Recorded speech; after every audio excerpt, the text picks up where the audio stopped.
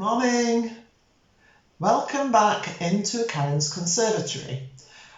I've been doing quite a few videos in the kitchen and a couple in the garden. I thought I'd move back into the conservatory because at least it's light and airy here, but it's not a great day. It's not. It's a bit cold, and it made me think about comfort food again. What do we like? We like something wholesome, and I'm going to do a steak and ale casserole. That's it.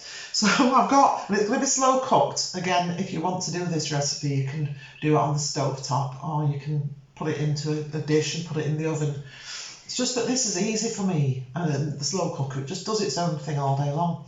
So I've got my little, all we need to do is brown some meat off. Now I bought a 700 gram pack of stewing beef, which is more than we need for two of us for one meal, because this recipe will convert from casserole into pie very easily.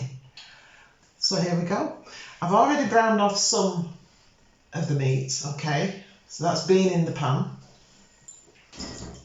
Into the slow cooker. And I'm just going to start one onion. Just give that a little 2 minutes in there, because that gives off, oh, there is a little bit of oil, a tablespoon of oil in here. I like to do this with onions because onions are sweet, naturally they are sweet, but they don't give off the sweetness until you've heated them up a bit. But I don't mean burn or brown them, because there's nothing in my book that's great for you if it's burnt. So that's what I'm doing here. It's got ale in it, any old ale. I'll come to that in a little minute. I've pinched my husband's, one of his bottles of beer out of the garage. I'm going mad. How are we all doing anyway? We've got at least another 3 weeks of this situation to deal with. I think I'm getting used to it. Maybe I'll never want to go out again. I'll become a hermit. I don't think so.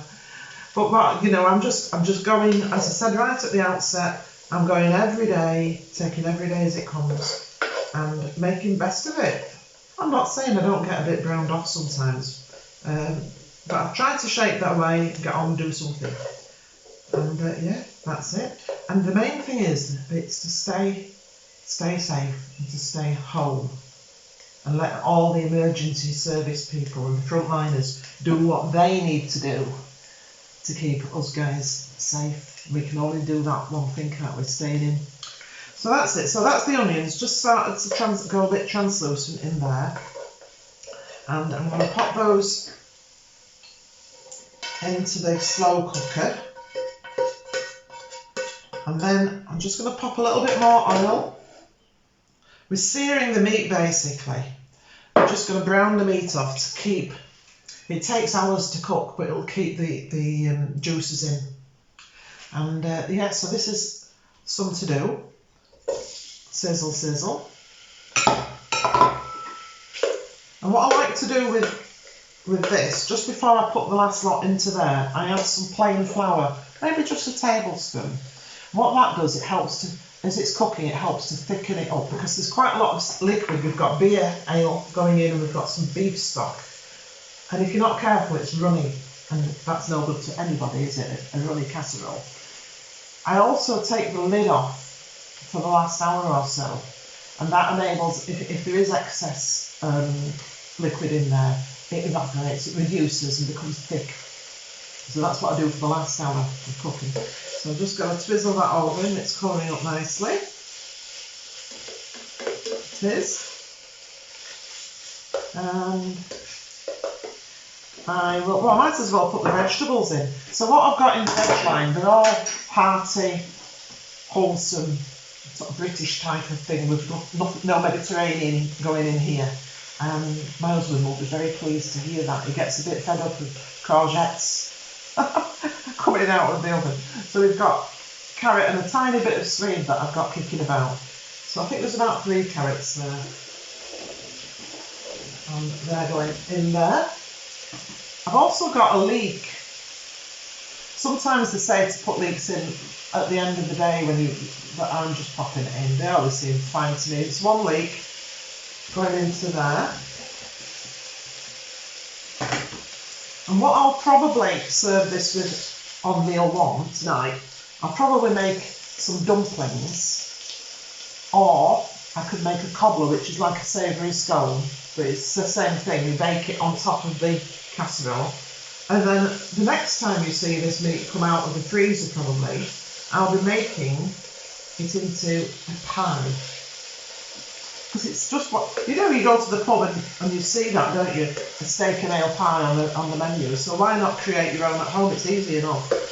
So that's it. So I'm just going to pop this flour on now, on here. That'll coat the meat.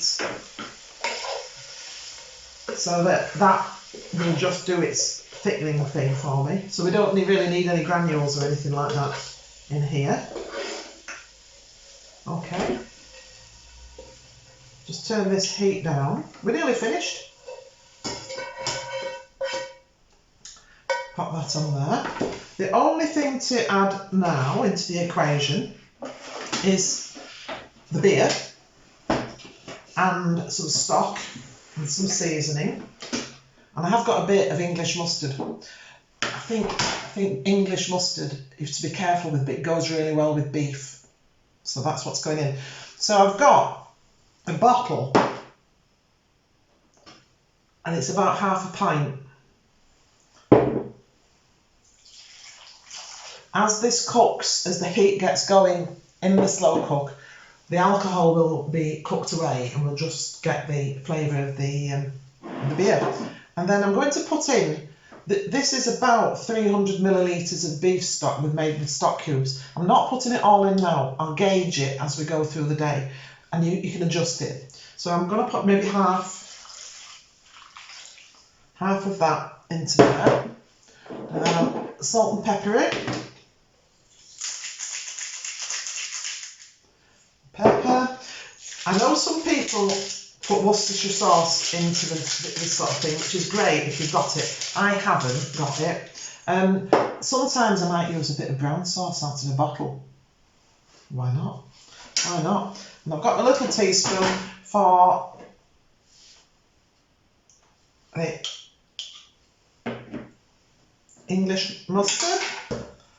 I'm going to turn that through. You're all salivating. It smells like you're in the pub. Yes, it does. I'll give you a little look, a close up. Okay. I'll pop the lid onto it.